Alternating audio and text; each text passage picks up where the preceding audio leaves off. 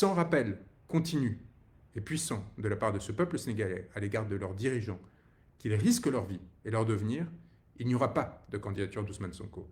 Le travail que j'ai fait en tant qu'avocat ces derniers mois, qui a permis d'éloigner les nervis des rues de Dakar et des principales villes du pays, qui a permis de mettre fin à l'orgie de violence à laquelle se destinait ce pouvoir, doit être complété par une détermination, une mobilisation citoyenne qui doit aller au-delà de tous les prétextes juridiques qui pourraient leur être opposés. Je marque mon incompréhension publiquement quant à la soumission dont certains font montre à l'égard de ce pouvoir, alors même qu'ils sont censés faire partie des premiers cercles de M. Sonko. Je marque mon étonnement quant au fait que des mobilisations soient annoncées, puis annulées, parce que le pouvoir a décidé de les interdire, et que cette interdiction soit relayée par les supposés alliés d'Ousmane Sonko. Nous ne sommes pas les porte-voix du pouvoir. Nous n'avons pas à devenir les porte-voix du pouvoir.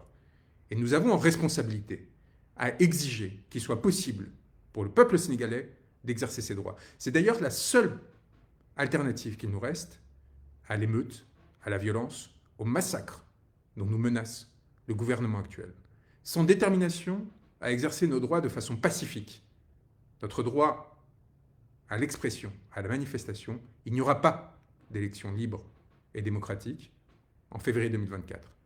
Sans dépassement des craintes qu'a suscité ce pouvoir en enfermant 1000 Sénégalais, dont les principaux responsables du PASTEF, sans capacité à régénérer une structure de pouvoir rapidement, territoriale, quartier par quartier, avec des personnes désignées chargées de mobiliser les jeunes, et qui à leur tour se mobilisent pour faire parler le peuple, et pour montrer à ce gouvernement qu'il ne s'en tirera pas comme ça, et qu'il n'écrasera pas la souveraineté populaire, il n'y aura pas de candidature d'Ousmane Sonko.